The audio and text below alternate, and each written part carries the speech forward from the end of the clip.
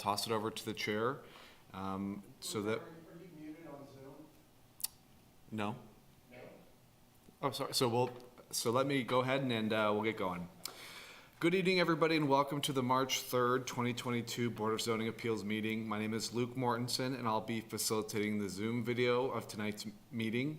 With me is Catherine Week, Planner and Staff Liaison to the Board of Zoning Appeals. We will work alongside the chair to facilitate tonight's proceedings. This meeting is being recorded and broadcast live on the city's YouTube channel and public access cable channel 25. During the meeting, please mute yourself by clicking on the microphone icon. Please remember to unmute if and when you want to speak.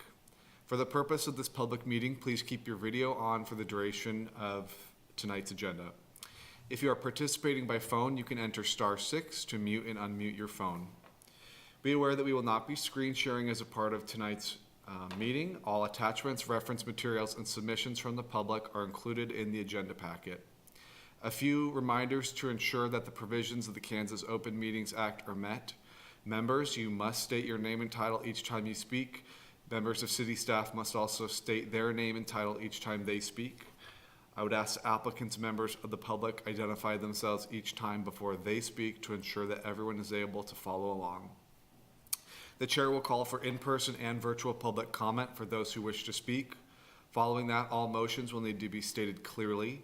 After a motion is made and seconded, staff will call on each commissioner individually to provide their vote. Staff will then announce whether the motion carried and the count of the vote. And then just a reminder again, everybody please mute yourself when you're not speaking, and I will throw it back to the chair.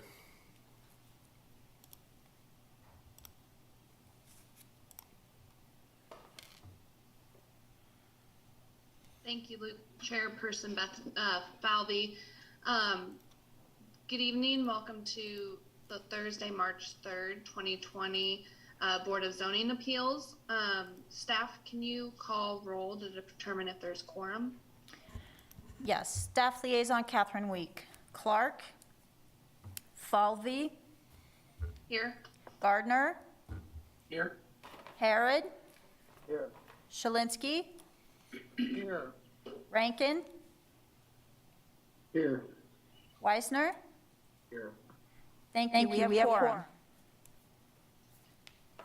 Chairperson Falvey. We're going to go to the communications section of our agenda. Is there any communications to come before the board? Liaison Catherine Week. We have no additional communications. Do any board members need to disclose any ex parte communications or abstentions for specific agenda items? Seeing none.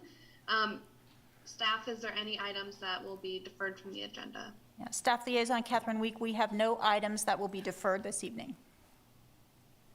Thank you, Chairperson Falvey. We're going to move on to our public hearing portion of the agenda, and we're considering a request for a variance B22-00032 for property 815 Ohio Street, and it is the applicant seeking a reduction from 20 feet to 16 feet for proposed improvements to an existing detached dwelling. I'll ask staff to provide a report. Good evening, board members. Luke Mortensen, Planner with Planning and Development Services Department. As Chair Falvey just noted, public item number 1 is a variance from the required front setback for an RS5, that's the single dwelling residential district, lot from 20 feet to 16 feet. The property is located at 815 Ohio Street, and the applicant proposes to enlarge an existing covered porch that is attached to an existing detached dwelling. I'll run through the 5 criteria at this point, focusing first on criteria number 1. The focus there is on uniqueness based on platting and zoning. The subject property is an approximately 5,850 square foot platted lot. It was platted and recorded in 1863 as part of the original town site. This was 64 years prior to the adoption of zoning in Lawrence in 1927. Per Douglas County records, the existing residential structure was constructed in 1965 as a duplex, but was converted to a detached dwelling in 2011. The existing structure was established under the 1949 Lawrence zoning code. The existing structure is approximately 26 feet from the front property line. This satisfies the previous front setback standard of 25 feet. In 2006, upon the adoption of the current land development code, the subject property's front setback was reduced to 20 feet. The subject property is a standard 50-foot by 117-foot lot. This is a common for the original town site lots and portion of Old West Lawrence, downtown, and East Lawrence. The RS5 zoning district has the second shallowest front and rear setback standards, second only to the even smaller RS3 zoning district. While the age and the architecture of the subject structure may be unique compared to its neighbors, this is a result of the staggered development of portions of Old West Lawrence. The neighborhood was platted prior to zoning in the city, with large houses occupying large parcels that were comprised of multiple platted lots. Over many decades, some of these larger parcels were split apart, with medium and smaller sized houses occupying the various adjacent platted lots. That being said, the subject property is still a traditionally shaped lot with an existing code compliant structure. The subject property and the subject structure do not exhibit characteristics of uniqueness based in platting or zoning that warrant this proposed setback variance. Criteria number 2 focuses on the potential adverse effects upon the rights of adjacent property owners or residents. In staff's opinion, the requested variance will not adversely affect the rights of adjacent property owners or residents. A reduced setback will not restrict the adjacent property owners and residents from maintaining their existing detached dwelling land uses. Staff did not receive any communications on this proposed variance. However, the applicant has submitted neighbor communications, which are located within the agenda packet. Criteria number 3 focuses on the Land Development Code's definition of unnecessary hardship. In staff's opinion, strict adherence to the Land Development Code would not constitute an unnecessary hardship, as defined by Section 20-1701 of the Land Development Code and included within tonight's staff report. The subject property has existed as a code-compliant detached dwelling since 2011 and has satisfied the applicable zoning code since its construction in 1965. The proposed variance request would be a solution to a design preference rather than a relief mechanism to mitigate an unnecessary hardship created by adherence to the Land Development Code. Criteria number 4 focuses on adverse effects on public health, safety, morals, order, convenience, prosperity, or general welfare. In staff's opinion, granting the requested variance will not create an adverse impact upon the above listed items. The request in question is contained within the parcel owned by the applicants. The proposed structure would not create any spillover or noxious effects to the surrounding area. And the 5th and final criteria focuses on the general spirit and intent of the code. In staff's opinion, approval of this variance is inconsistent with the spirit and intent of the Land Development Code. The variance process is intended to equalize development processes and mitigate unnecessary hardships caused by adherence to the Land Development Code.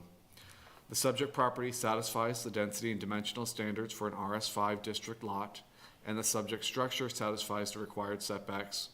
It is not the code's intent to grant variances to compliant structures and properties. Additionally, the code does provide some relief mechanisms for instances like this. This includes the average front setback process and the exceptions for certain architectural features to be located within required yards and setbacks. I go further in detail on both of those mechanisms and explain how each would be applied to the subject property within the staff report.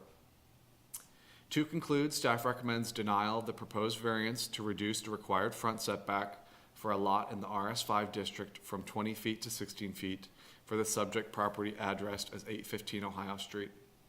With that, I will wrap up the staff's portion of the presentation. I can answer any questions, and then the property owners and their design professional are with us tonight as well.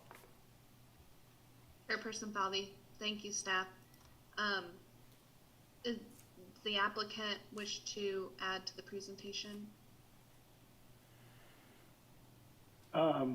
Well, first, I mean, I think Luke and staff have done a great job of really responding to the request.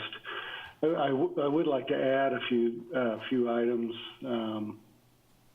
I didn't realize there wasn't going to be a visual opportunity, but I did look at the one thing that's unique about this property is it is, you know, the zoning that you have in front of you is RS5 is really, you know, it's blanket wide, citywide zoning, as you well know, and it covers greenfield and older neighborhoods. And a lot of the older neighborhoods, or there's quite a few, especially Oriad, have overlay districts that talk more about zoning plus the particular design intent. And specifically, it does identify under its Chapter 3 and paragraphs or Article C2, I'll just quote here, it just says, citywide zoning codes do not reflect the established patterns, but rather the patterns of new greenfield development on the edge of town. And I, you know, that's in one of the documents city has, and I think, you know, it is adjacent to this property, and as we all know, Old West Lawrence is one of those unique neighborhoods that is very similar. The other thing that I guess I was just going to add is, you know, the way the code is written, the zoning is written, we are able to do, your calculation is on the one side of the street.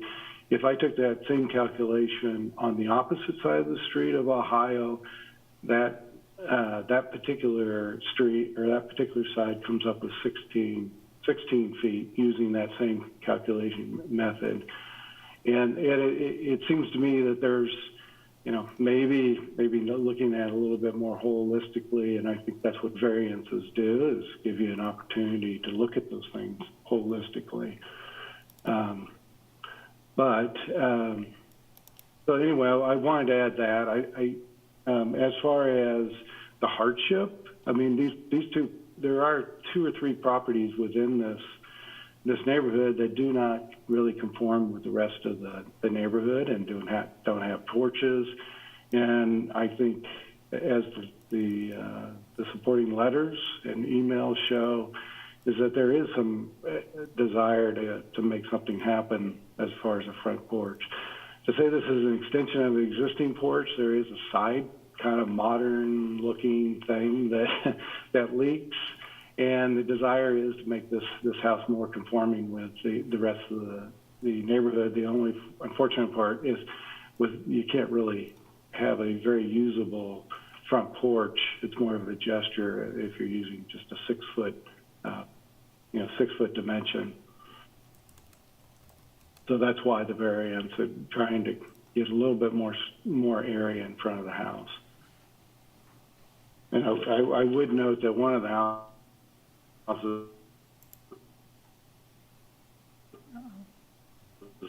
and they have the church that is at the very corner at that property.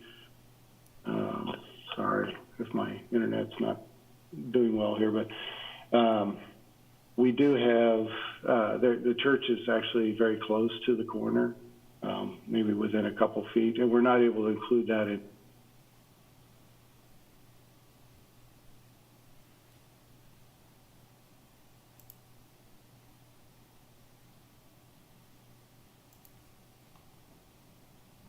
Did you mute him? Hey, Kurt, that made it mute. Okay, then put it back to Logitech or whatever it is. Something's up, but we'll get it back. Oh, good. Well, I too want to thank staff for all the work that they've done. It takes a lot of energy, and we're glad that you put it into our project. Unfortunately, we are having a hard time with your decision. Yeah. Can you tell me why the 2 sides of the street are? Dan, were you saying that they have different setback? If you use the same calculation, you come up with 6 because of the varying. There's 8 houses there. There's 4 that are less than, or 4. There's 4 lots, 4 houses that you have a less of a setback than encroach on that 20 feet. And if you use the calculation that you're normally use, take those 8 lots and the distance between them and the actual property, buildings, then you come up with 16 feet, just a hair over 16 feet. So we bought on the wrong side of the street. I get it. Right. Right. Let me interject something here. This is Deb Spencer, one of the owners. I think on page 27 in the application packet, you can see that very clearly. And we did survey both sides of the street. We went out with our measuring tapes and we met some of our neighbors in the process, and measured their setbacks and measured their porches. When we bought this property, if you look at the front pictures of it, it's kind of a funny looking little house. And the previous owners did, I think, a really nice job of rehabbing it about 10 years ago and changing it over to a single residence. Very livable, but it needed some work on the front. And we thought we could do that. It really never occurred to us that we couldn't build a good front porch here in Old West Lawrence that's got so many of them. On our side of the street, there are 7 houses, and 4 of which do have front porches. On the other side of the street, there are 8 houses, and 4 of those have a front porch. Of those 4, none of them meet that 20-foot setback restriction. So thank you, Dan, for pointing out the statistics on that and the numbers. From this very privileged place, retiring into Old West Lawrence, we really have a hard time claiming hardship, but we could claim disappointment. Definitely. Sort of deep disappointment that we couldn't proceed with our plans to add on to this dwelling, which in many ways we thought would not only improve this property, but improve the overall street look, appearance, and be much more compatible with the spirit of Old West Lawrence. Yeah. This is Susan. I would like to say Deb hit it on the head there. The spirit of the neighborhood. Old West is a really friendly neighborhood, and you walk by each other, people say hello, they stop and chat. You walk by somebody on their porch, it's hey, how you doing? And it's very old-fashioned. The neighborhood's old-fashioned. A lot of the architecture is, ours isn't. But it's why we moved to Old West. It never really dawned on me we couldn't put a front porch on our house. So we do have the blessing of our neighbors on either side that wouldn't interfere with their site up down the street. One, Catherine Cullen, actually said that whenever a homeowner wants to make an improvement, as long as it's not hurting anybody, that should be viewed as a good idea. I don't remember her exact words. Improving the neighborhood. Yeah, improving the neighborhood as well property. as the property. So I think that's all I have to say. We'd really like to sit on our front porch and have room to welcome other people And onto it. When you came to the neighborhood, we'd sure say hey to you. Yeah, we would. So that's our appeal, and we're glad you're there to listen to this. Yeah. I would just like to add one subtle thing about the zoning is that the setbacks, just assume that, you're going to have a hard facade, or meaning you're going to have a hard line where you have a full wall. I mean, you think about porches. I mean, the one thing that I would say about this request is we're not asking for a walled-in structure to be encroaching further in. It is an open-air structure. So I guess again, slight difference, and I think that if zoning could have those subtleties built into it, which I think overlay districts try to, and design guidelines try to do that. Those things add to the ability, I guess, for these variances. And I understand that this one doesn't have that overlay district, but I guess I'm, wanting to highlight that there is a subtle difference when you have a couple columns and an open air porch. It's Susan again. I just wanted to say, you were talking about hard versus open and what have you, that in our walk, and we walked 2 blocks of Ohio and 2 of Louisiana to begin with. And we found that there were many, not that they can't be torn apart, but a whole lot of stone and concrete retaining walls that came all the way to the sidewalk, while the porches protruded beyond the official setback, the current setback. It's just a reference point, I guess, for visual.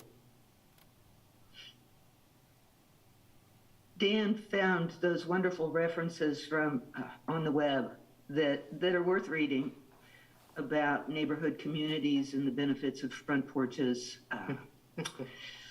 I think all of us are sort of yearning for reconnection these days, but this neighborhood's always had that kind of culture, and we hope to join it.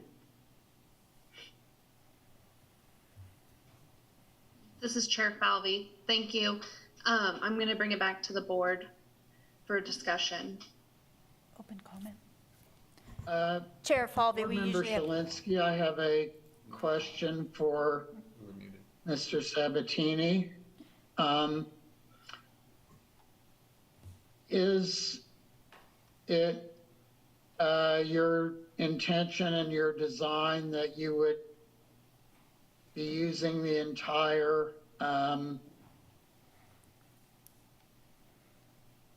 new setback under the variance? So in other words, it would be a 10-foot porch in width. Is that the intention? Or is there a little bit of fudge factor in there? just, Um, can I interrupt for 1 second? Staff Liaison Catherine Week. Typically, we do public comment before we start the discussion portion. So we should Okay, save that, Sorry. yeah, just save that question for a moment, and let's do open public comment if it pleases the chair at this time. Chair Falvey, thank you, staff, for pointing that out. Is there any public comment in person or requesting on Zoom? Luke Mortensen, Planning Development Services. Nope, there does not appear to be any public comment in the room or on Zoom. I would direct you back to the agenda packet that had all the communications. Chair Falvey, thank you, staff. I'll bring it back to the board for discussion, and Board Member Shalinski, do you want to start? yeah, do I need to repeat the question, or do you understand what I was asking? No, I don't personally. I mean, our intent is to use to have a 10-foot porch. Just look at the definition. And what you saw in the packet, there was kind of a area identified on the site plan that was in gray, is to kind of extend the line of the existing side porch out and then kind of wrap, so it'd be more like a wraparound porch. And I mean, again, I know you're not dealing with design, but our intent is to take that kind of modern roof off, and most of the single-story buildings or houses in West Lawrence that are like this are kind of like bungalows, and so it'd probably be more closer to something like that we would, try to, have to. There's a lot of nuances here, and we haven't gone through the design process just yet, but the intent is to kind of make it more within that kind of bungalow-like house. Yeah. This is Deb Spencer. And Susan and I, the way we're approaching this week, came from a house that had an 8-foot porch, with pillars in it.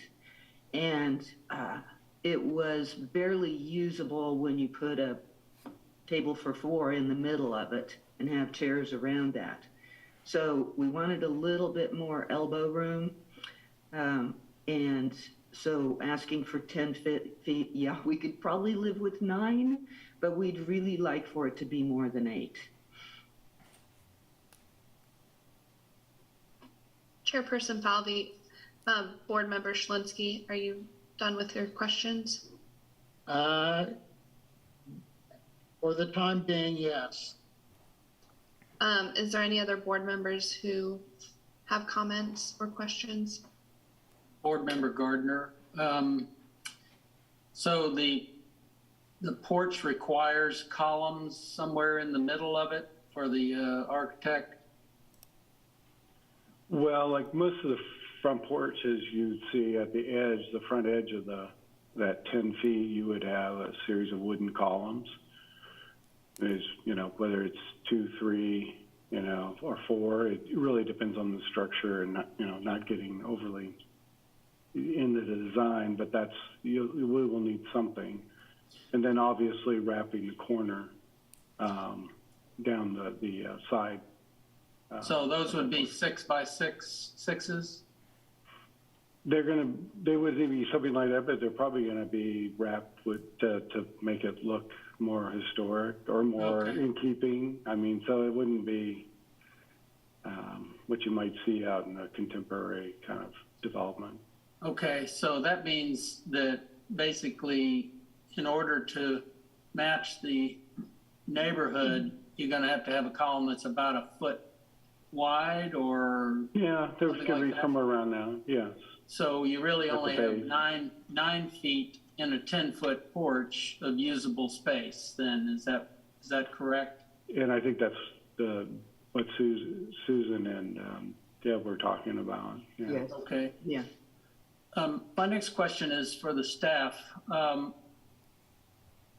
Why do we only do the average rule on their side of the street versus the other side of the street? Staff Liaison Catherine Week. I actually kind of just looked this question up in anticipation of this question. So the street average is taken because setbacks are based on streetscapes, not necessarily blockscapes, even though blockscape can be a defining characteristic of a neighborhood. When setbacks are defined in zoning codes, they are usually describing a streetscape, which is why one side of the street is typically used for the average in the zoning district. So the board could decide that they wanted to use the blockscape versus something that's typical. We could use the average for the block. I kind of find some uniqueness in this property because it abuts a church. There's not another one like it in the neighborhood. Clarify that to the codes. So to me, it finds uniqueness. Condition number 2 is already met. Condition number 4 is already met. The unnecessary hardship is really in order for the property owners to enjoy the front porch and to fit into the architectural stuff of the neighborhood. It kind of needs to be what it is they're asking for. So to me, that basically defines an unnecessary hardship. And I find nothing safety-wise for condition number 5 that would make this outside the spirit of the law. So I'd make a motion that we approve the setbacks requested at 815 Ohio, or is it 825? Sorry. 8:15. 815 Ohio, because it does meet all 5 conditions set forth by the code. Chair Falvey, if I may jump in real quickly, Luke Morrison, Planning and Development Services. Board Member Gardner had asked about the streetscape blockscape question at the beginning, and he had said, what if we were to consider blockscape instead of streetscape? That would just, the land development code specifically talks about, one side of the streetscape between 2 intersecting streets within the same zoning district. So if you were to consider blockscape, that would be, it would be against the land development code. Chairperson Falvey, thank you for the clarification, staff. We've got a motion. Do we have a second? There might be more discussion amongst the other members because I may have jumped the gun like I normally do. I'm going to go ahead and second it so that we can at least talk about it. Thank you, Barry. Chairperson Falvey, we have a motion and a second. Is there any discussion?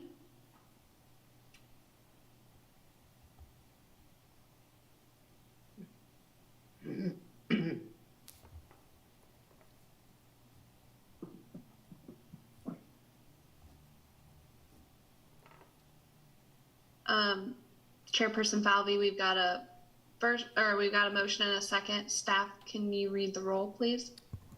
Sure, this is Staff Liaison Catherine Week. Falvey, Nay. Gardner, Yay. Harrod,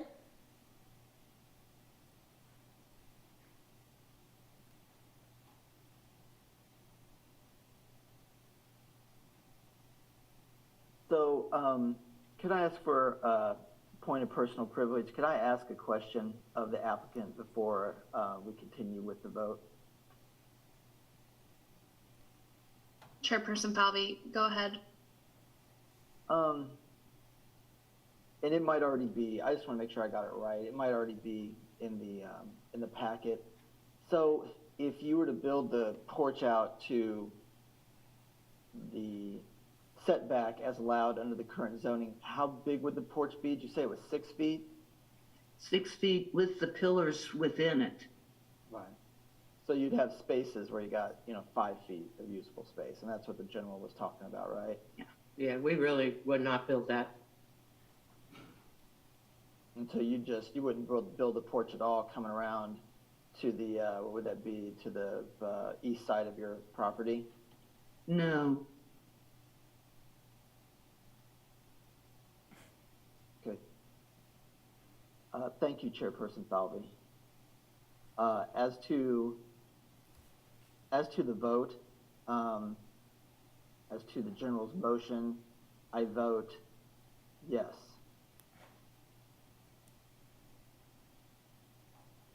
Shalinski, I vote yes.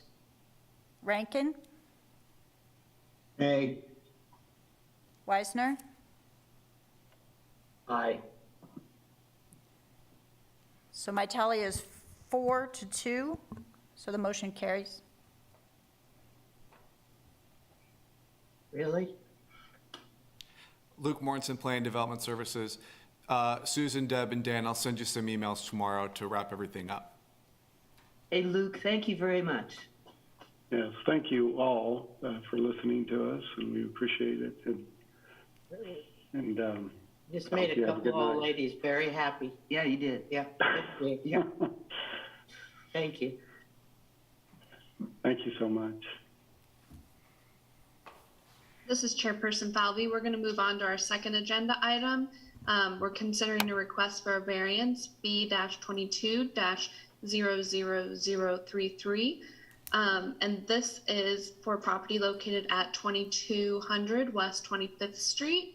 And it is a request to reduce the required front setback in a CN2 district, and it was requesting a reduction from 20 feet to 4 feet.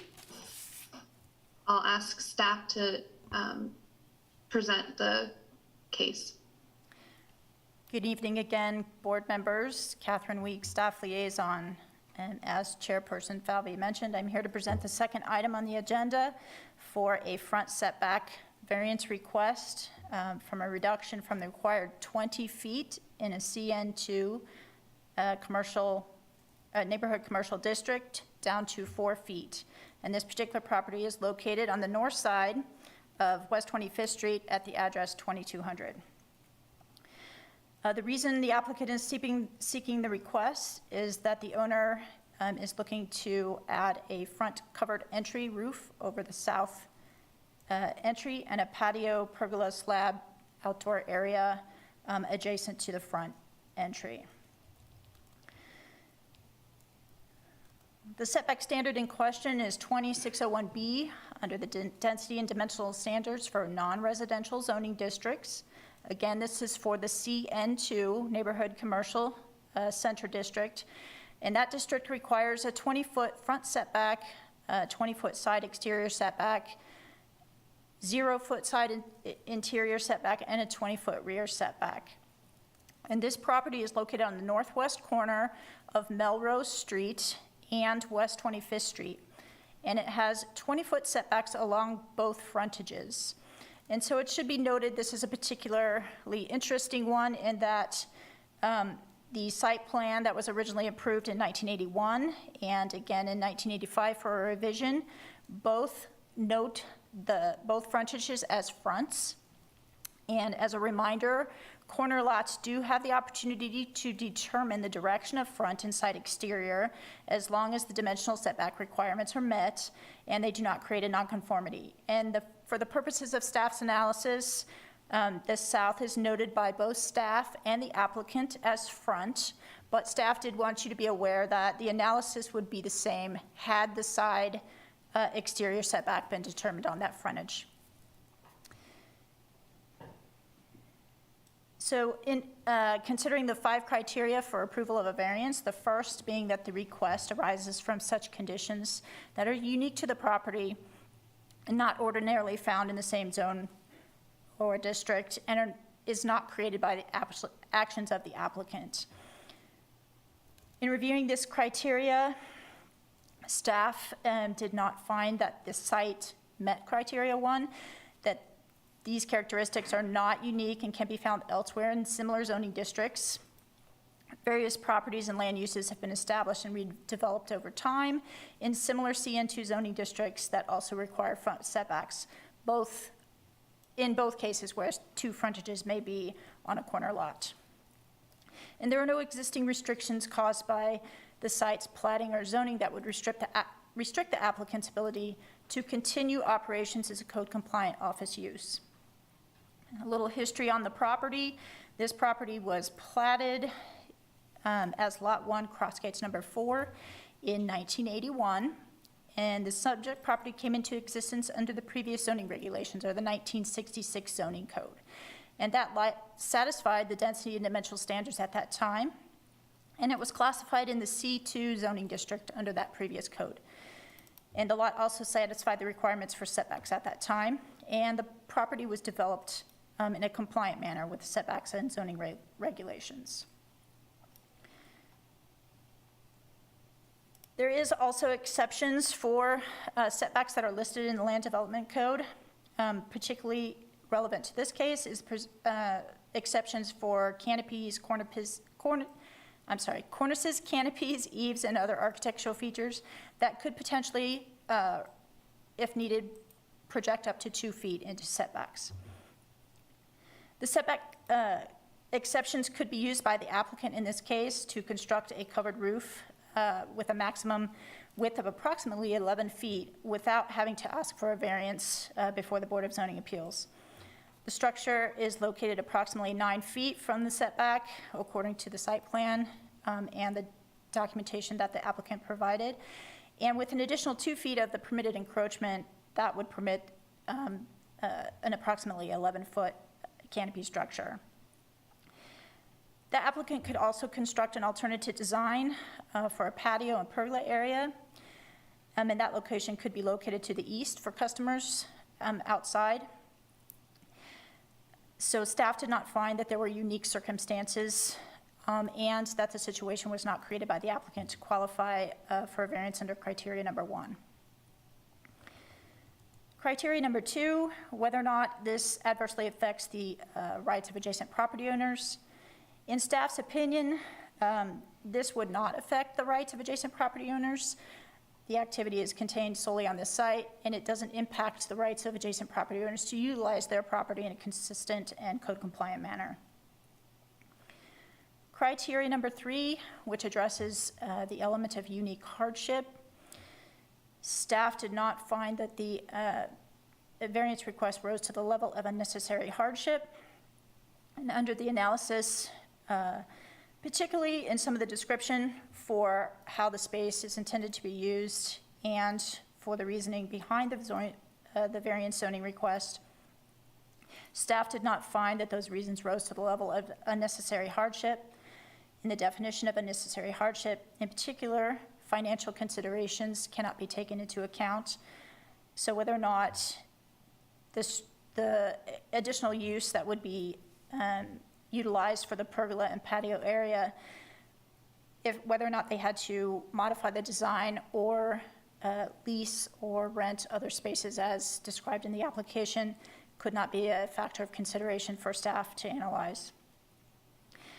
There are also other opportunities for the applicant to accomplish the goals described in the application for the variance request. The site has been Zone CN2 since the adoption of the current land development code in 2006, and prior to that, in 1966 zoning code, the property was Zone C2. This zoning district permitted the office use under which the development site was implemented, and the previous zoning code also required the same front setback in the district. So staff did not find that the request rose to the level of unnecessary hardship. The applicant does have a desired design that has been put before the Board of Zoning Appeals for the request, but a desired design is not necessarily a criteria for review. Criteria number 4, that the variance desired would not adversely affect public health, safety, morals, order, convenience, prosperity, and general welfare. In staff's opinion, granting the variance to reduce the required front setback from 25 to 4 feet may adversely affect public health, safety, morals, order, and convenience. Though the request would be contained within the parcel owned by the applicant, the location of the additional outdoor use may impact neighboring properties. The outdoor use for training purposes introduces activity directly adjacent to the public right-of-way and noise that the site has not been considered for under site planning procedures to ensure that it would comply with all use regulations for any outdoor training space, such as that might be required, for instance, screening or buffering from public spaces, has not been anticipated, or has not been analyzed, And while the use may be permitted, a variance to permit the use in a required setback does not pose any adverse effect as listed in criteria 4, or does potentially pose as listed in criteria 4.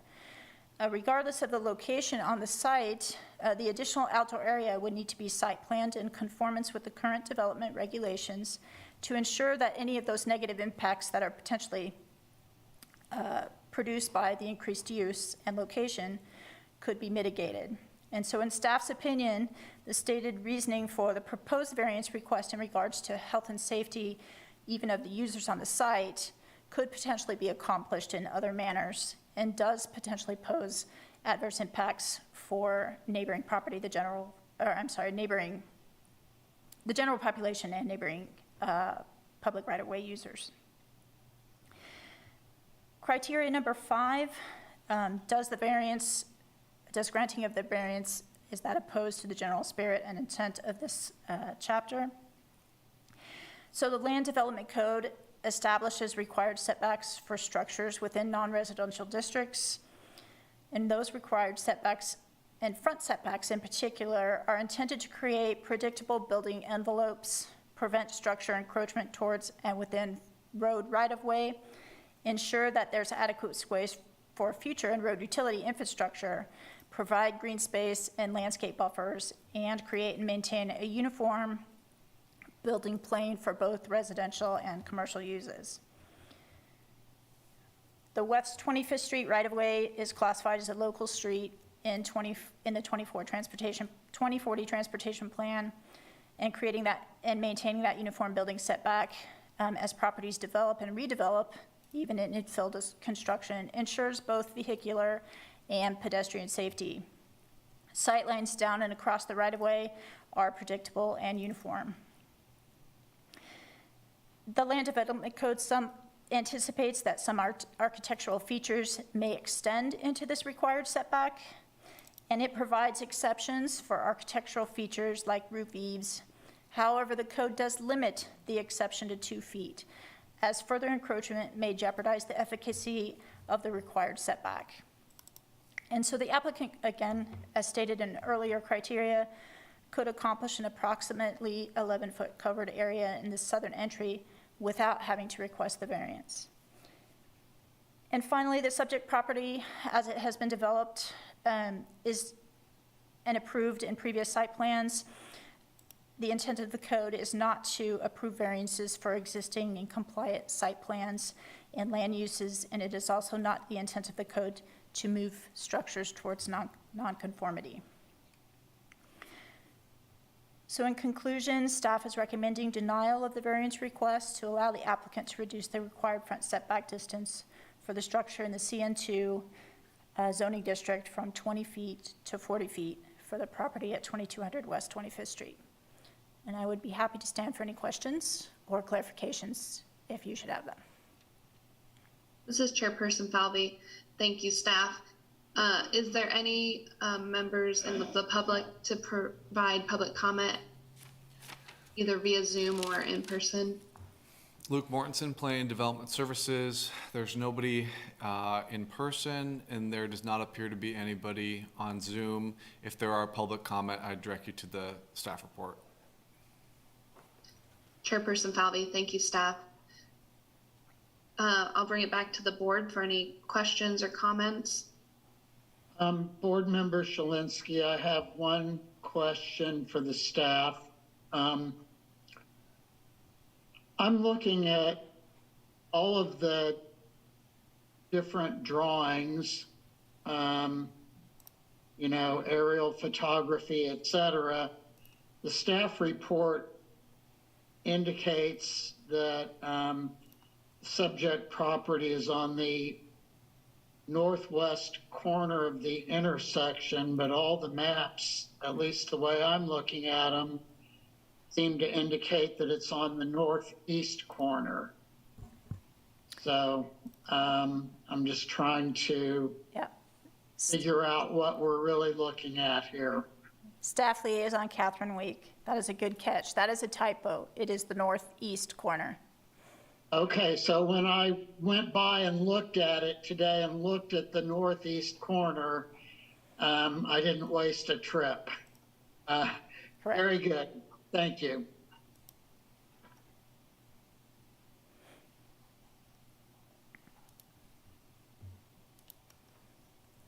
This is board Chairperson Falvey. Board Member Gardner, it looks like you have a question or comment. I got called away for a minute there, and I was confused initially by the 2 front side things, and then I did want a clarification. Is it the red area where they're wanting to build out into? Staff Liaison Catherine Week. Yes, if you're looking at figure 4 in the staff report, there is a red shaded area, and that is the area that would be the requested setback reduction. And is that a covered area, or is it? So currently it is open. They would be proposing to encroach a portion of their entryway or covered entry into that setback. And then on that same drawing, you'll see there's like a pergola or hatched kind of area towards the street. That would be a proposed patio and pergola location in that red shaded area. Okay, so it's open with pergola over it, and it's kind of offset from the front entrance. Is that what I'm seeing? That is what the drawing describes, yes. Okay, and they have, you kind of said there was other places they could do this, but can you tell me where else they could do this? Because I don't see it. Sure, Staff Liaison Catherine Week. They could do it on any of the white shaded area to the east of the structure itself. Okay, now is that a parking lot? Currently, it is a parking lot, yes, but they could reconstruct that to build whatever they wanted. So they'd also have to move the entrance? Staff liaison Catherine Week, not necessarily. They could still enter out the south and walk, turn to the east and go towards the covered area, towards the parking area. So, Board Member Gardner again, so do they reduce the parking requirements in order to do that below what they're allowed to have? Staff liaison Catherine Week. So staff did not analyze the parking requirements on this particular site plan. The request was for a variance. If they were to propose a different configuration, staff would analyze whether or not this site has compliant parking, whether or not the parking is meeting the numbers, or if this would be taking away parking spaces, how many parking spaces would that be reduced by? So you make it an option, like they had an option, but you don't analyze the impact of the option you say they have. Staff liaison Catherine Week. Staff's role is to react to the variance that is put before the Board of Zoning Appeals and analyze it based on the 5 criteria outlined in 1309. There are a multitude of many design alternatives that could be presented to staff, and staff's role at that time would be to analyze those design submitted criteria based on site planning standards that are required. Okay. No more questions. This is Chairperson Falvey, and I apologize. Is the applicant or owner on and wish to make a comment or? Yes, hi guys, this is Chris. I'm the applicant speaking in basically response to the owner. First of all, thank you for all your help. Thank you for all the work you guys have done. Appreciate that. I do want to respond to some of the comments, like in regards to the east side. One, this facility is, there's employees that go into this facility at the same time. They also have individuals that come in for training. So the parking lot is a very important piece that's on the east side for enough parking spaces to actually be able to come and park. And so I understand the chairman asking the questions because the part of the front building door is in the middle of the south facade of the building. And part of why it might look like the roof is offset is we are basically taking the roof to where the sidewalk from all that runs along the east side of the building that picks up all the individuals from parking carries over to the front of the basically the covered pergola, or sorry, covered roof entry. And so that's why it might feel like it's offset, but it stays within the footprints of the building going east to west. So I also want to make sure that we understand in that zone of the red, it's not actually, we're not doing anything in that full zone of red. That red is actually indicating where the actual setback zone is, if you will. The actual yellow, it's like a pale yellow highlight on there, is what the covered roof would be. And then the pergola is offset where it's more centered based on the front entry of the building. All still on that south side within the confinements of the east-west footprint. So the reason why we're in this position on the south side is that it is literally right off the front entry, and the reason why it comes and connects to where it's gesturing towards the parking lot. So the other part to the parking lot is that this would be a non-starter for the owner because we wouldn't have enough parking spots for the employees and the individuals coming from out of town to do training work. So this would end up being a non-starter for the owner. And I don't think that we would actually even get this approved with the square footage of this building and the amount of parking stalls by creating this patio that's on the east side. And then moving to the discussion about the roof, part of trying to get as much covered roof as possible is really based on the amount of attendance of people that are coming into the space. So when they do have a breakout from a meeting, there's actually adequate space there for them to stand under the elements. And then in the same comment about the, I think it was criteria number 4, where there was, it might be my fault or miscommunication as far as any training. There is no physical or construction tool noise from a training standpoint. It literally is a verbal process. And then if they're showing any kind of training, they might be showing the proper ways to put on hazmat suits. And so it might be that where there's some individuals that they are having some of those meetings that might be outside. So showing how they're putting on a hazmat suit or something like that would not be a noise factor that would be if somebody was trying to teach somebody how to jackhammer or something. And so I want to make sure that's a clarification to be understood, that it's not a training course of where there's heavy noise. Any of the cutting and proper procedures, stuff like that, they would end up doing inside in some of their training rooms. So that said, part of this whole gesture is to, one, keep within some of the integrity of the building from an architectural standpoint, but two, be able to actually provide some sort of safety and security from the either rain, hazardous elements, if you will, when people are coming into the space from the parking lot or taking breaks from in between their meetings. And they typically will have meetings anywhere from 3 to 4 days a week. And these are individuals that are coming from all over the country, actually. And they actually come here to train, to be sent not just within this country, but also out overseas. So the individuals coming there, they don't have a lot of locations to go and do breaks because they really don't know the area. So the client is really looking to be able to have a space for them to actually have a breakout zone, at the same time be able to utilize it in flexibility to have additional training pieces like the one I was talking about with proper hazmat apparel. I think that's most of my comments on really just as you guys have walked through.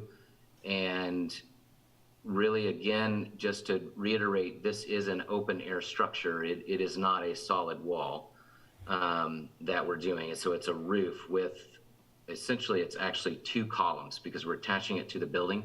So there is 2 columns that would be holding up the roof. When we get to the pergola also is a typical pergola where it is an open structure. There's no walls, but the pergola will have about 4 to 5 posts. And I understand that part of the pergola is the encroachment. I'm also would love to have a conversation if we could not do a pergola. Part of the pergola is for additional shading, but there's a flat extension of the patio for additional space without a pergola.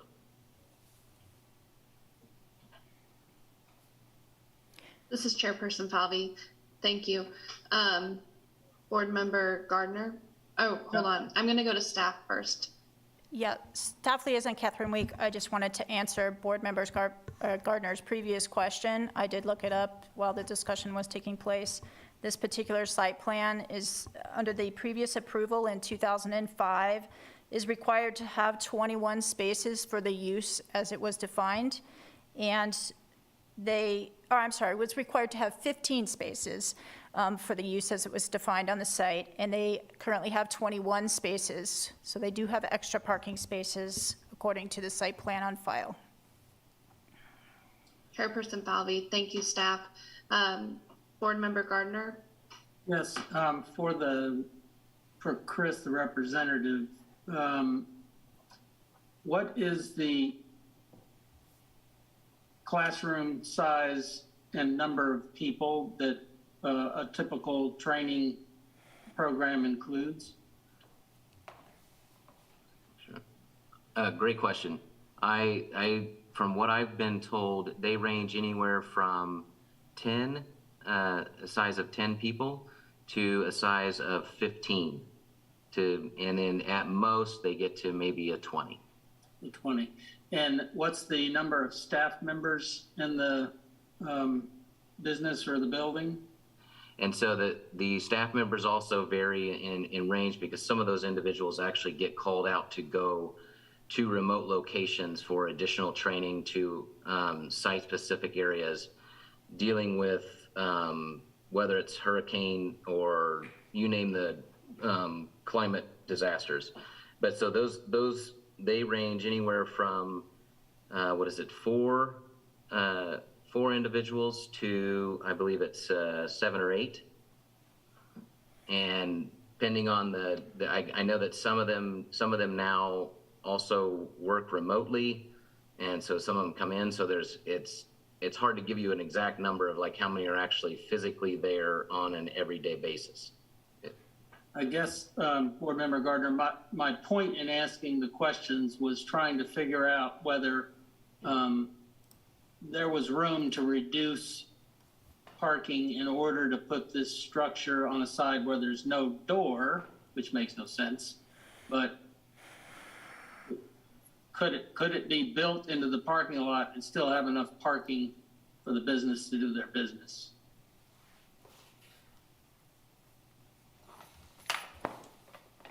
Do you know the answer to that, Chris? Well, so what I would say is that everybody tries to plan for the worst situation of let's say they have everyone there and they have a class of 20, and obviously know that it wouldn't fit. If they had the least amount of people there, 4, and they had a class of 10, potentially that they might fit within the actual parking stalls. But if we take out an easy 5 to 6 stalls, we're not leaving a lot of flexibility for the classes. Part of also their classroom size is timing, and they make money the more members they have coming in their training courses. So they're really going after trying to get 15 to 20 people to come in for their training groups because they actually have a better profit margin when they're training and teaching when they have higher numbers. So the lower numbers is not something that is a desired amount for the training, and it's not an often case. So like their actual target goal is to try to make sure that they have 15 to 20 applicants in some of their training meetings. Okay. Chairperson Falvey, Board Member Gardner, do you have any further questions? I'm trying to figure out how to help them do it.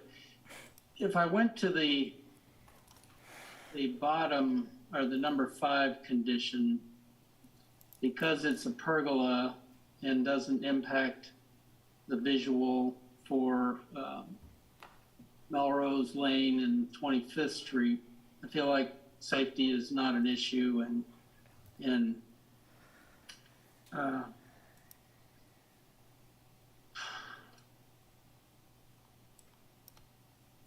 going to number 1, this borders a residential thing here. Certainly, looking at the map or looking at the buildings in that area, there is nothing like it. So that's unique. Let me go through here one more.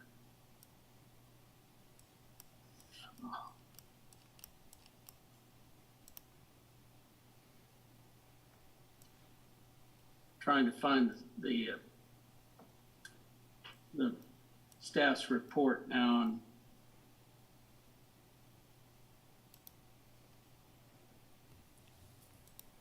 Does it go directly to find number 1, but then I don't find 2? Oh, wait a minute. Chairperson Falvey, it's on page 7 Okay. at the bottom.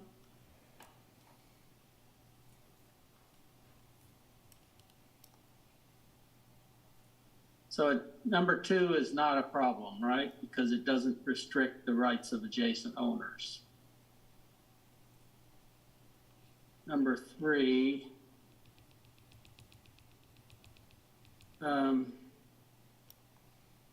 goes to address unnecessary hardship.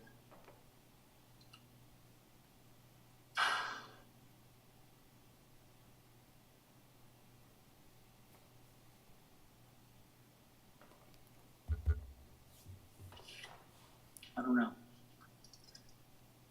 This is Board Member Chairperson Falvey. Do any other board members want to comment on the first 3 points that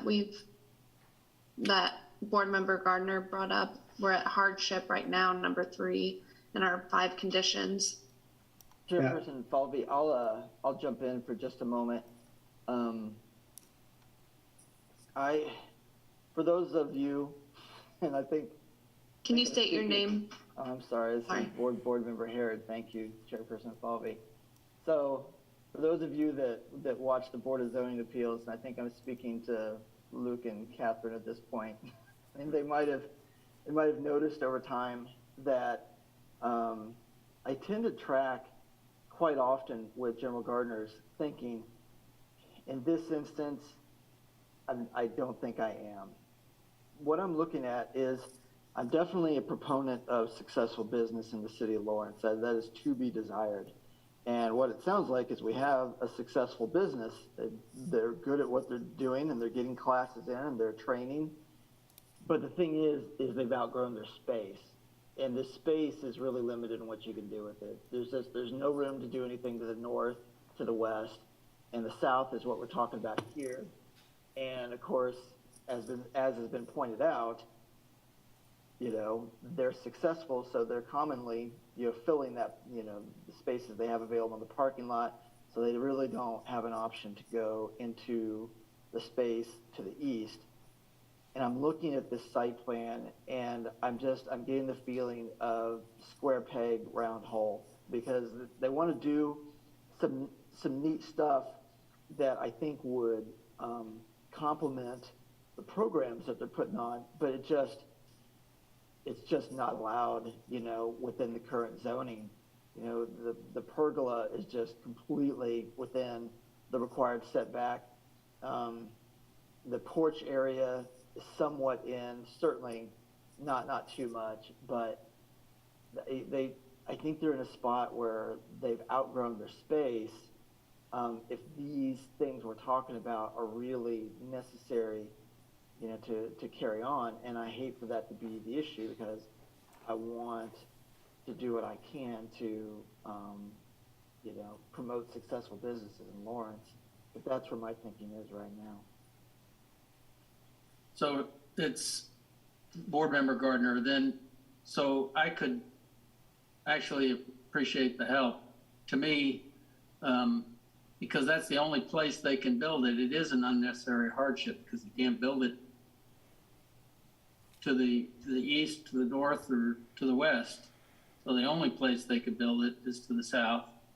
So restricting it is an unnecessary hardship. And I don't think there is no safety issue. So 5 is it's not going to be an unsafe situation. And I don't think it's the desire or the spirit of the code to prevent businesses from being successful. So I'd move that the board approve the variance because it does meet all 5 conditions. And do I have to repeat how much they're asking for? Let's see. Let me try again. I'd move that we approve the variance to reduce the required front setback distance for a structure in the CN2 neighborhood commercial center zoning districts from 20 feet to 4 feet at 2200 West 25th Street. because it meets the 5 conditions.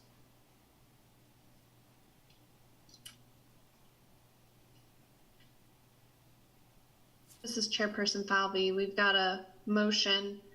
Do we have a second or some discussion?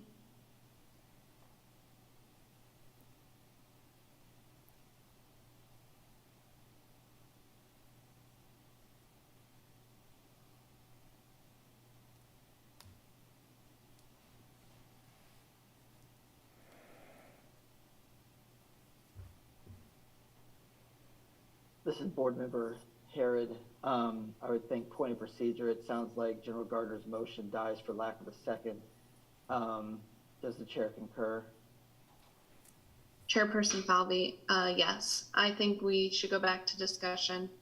I would volunteer this though, and I would ask staff to keep me on the rails if I'm getting beyond our mandate. You would think I would know this after this long, but that's why we have staff. So we have a site plan in front of us asking for a variance, and essentially the ask can be busted into 2 pieces. There's this pergola sitting down here at the far southern end of the site plan, clearly within the setback, but then we have this yellow, I think it's been described as a porch-like area, is that correct? It's actually a covered, sorry to interrupt, this is Chris Bashir's. It's actually a covered roof. There is a current sidewalk concrete slab that is there in place. And it actually, it extends farther than the 11-foot distance that was discussed in your responses. It actually extends to where we're showing the edge of the actual roof structure itself. So what we were doing is basically creating the roof structure that extended out as far as the existing sidewalk slab that's currently there. And that is an open roof structure with 2 columns. The other 2 there are no other columns because the other side is attached to the side of the building. Okay, so this is Board Member Herod. So what you're, just to make sure I'm clear, and hopefully the rest of the board is clear. So we've got a slab sitting on the south side of this building, right outside the door, and what you're gonna do is you're gonna build an overhang that will provide protection from the elements above it, is that right? That is correct. And this is Board Member Herod, and then there's gonna be 2 columns, presumably to the east and to the west corners of that overhang that's supported, is that right? That is correct. Okay, so, and I think this question is for staff. So I think it's within the board's ability that we could approve a portion of a request for a variance. Is that correct, staff? Staff Liaison Catherine Week. You could reduce the number of, so the request was for a total of 20 feet down to 4 feet. You could reduce that ask down to X number of feet, whatever you decide. However, you could not increase the number. Staff, I do just want to make one thing clear since we're talking about the covered porch and the slab. So the slab, as it exists, is in conformance with the site plan and the land development codes. Once the covered roof is attached, that becomes part of the structure. That then is regulated by the setbacks, which is where the exceptions come in for what is permitted to be encroaching in required setbacks. And that's why staff has noted the distances that could be attained without the variance, and why the total ask of 15 feet for the existing, to cover the existing slab, does not conform with the current setback regulations. I hope I've clarified that. If you have additional questions, feel free to ask me. This is Board Member Herod. Thank you, Catherine. So I think everybody can see where I'm going, which is, as I look at this, I have no problem, voting to approve a variance to allow that overhang to cover the full slab. I think it's de minimis, it's encroachment into the setback. It makes sense.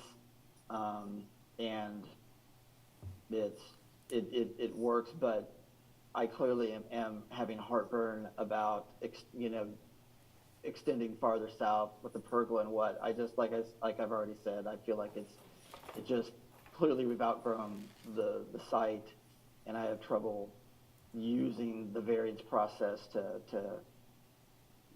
in this particular instance. That's where I am, for what it's worth.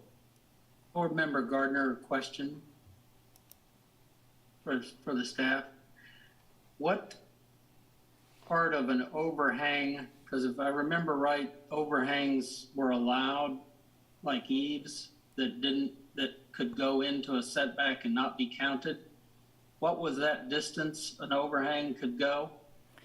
Staff Liaison Catherine Week, they could attain an additional 2 feet into the setback. So they could go all the way up to to the setback line and then an additional 2 feet. Okay, so what is that porch, the yellow or tan part, how much into the setback area does it go? Staff Liaison Catherine Week, you may need to ask the applicant specifically the measurement of the slab, because staff does not have that measurement for the exact slab out. Chris, can you answer that question? Yes. So it's roughly going about 5 feet into that 20-foot setback. So on this drawing, I also have there's a line with an arrow that actually says a 15-foot proposed setback for the covered roof. That note is to the right side of the actual drawing. It's probably directly right of that red box. Okay. And so part of that reason too is that the vertical post would fall right at the edge of that slab. Reducing the roof would put the post in the middle of the walkway of the slab, which creates a problem for people trying to enter into the building. Yeah, no, but it would not be possible.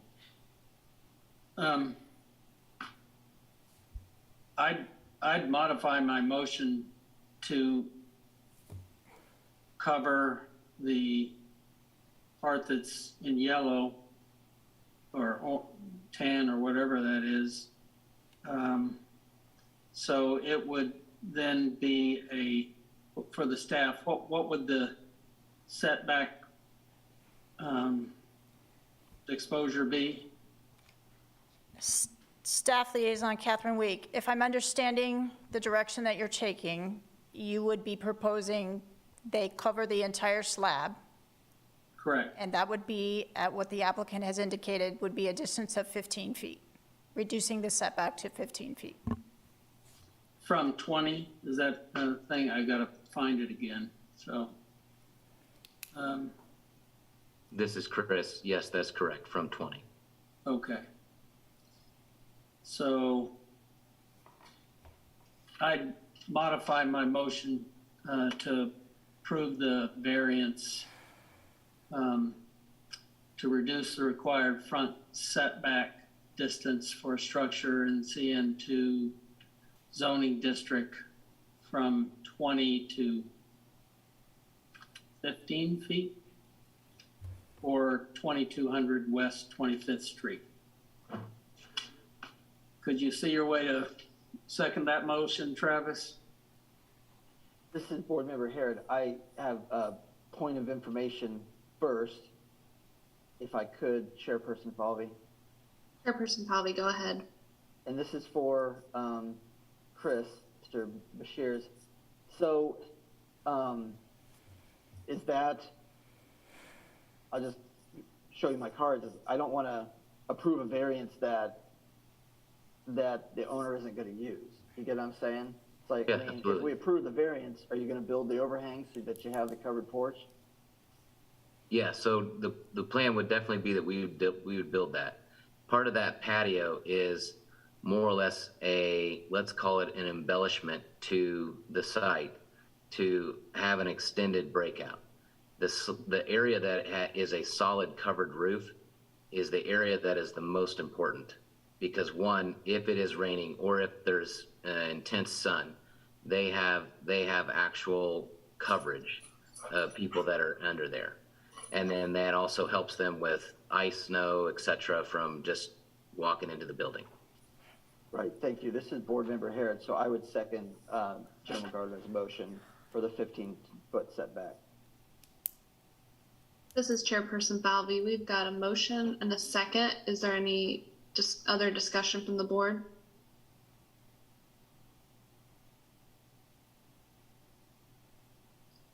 Okay, I'll ask staff to call roll, please. Staff Liaison Catherine Week, Falvey, Nay. Gardner, Yay. Harrod, Yes. Shalinski, No. Rankin, Aye. Wisner. I'm sorry, Wisner. Aye.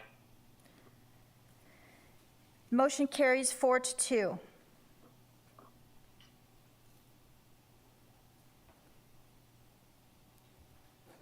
This is board member, or Chairperson Falvey. We'll move on to the miscellaneous portion of our agenda. Are there any items under miscellaneous? Staff Liaison Catherine Week. We do not have any miscellaneous items. I do want to give you the heads up that we may have one item for next month's meeting, but we also have training that is scheduled for next month's meeting. This is Chairperson Falvey. Thank you, staff. Do I have a motion to adjourn? Board Member Shalinski, move to adjourn. Board Member Gardner, second. This is Chairperson Falvey. We've got a motion and a second. Can I have the roll call, please?